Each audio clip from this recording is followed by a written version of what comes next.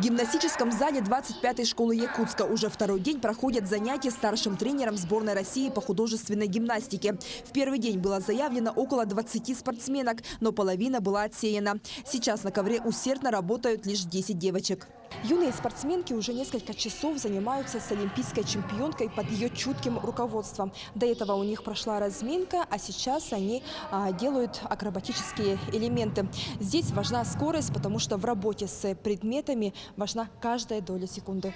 Во время тренировок отрабатываются все упражнения для того, чтобы проверить гимнасток на прочность, выносливость, гибкость и реакцию. Ведь высоких результатов добиваются лишь самые сильные и стойкие спортсмены.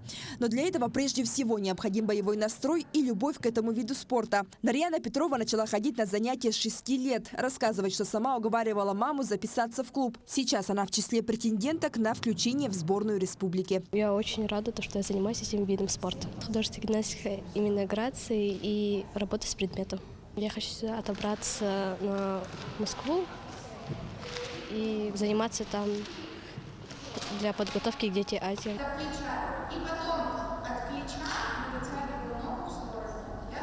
Ксения Дудкина не просто тренирует и проверяет девочек, но и учит их, дает новые знания, систему. Целью контрольной тренировки является отбор детей для включения в состав групповой команды на игры «Дети Азии», которые пройдут в следующем году в Якутске.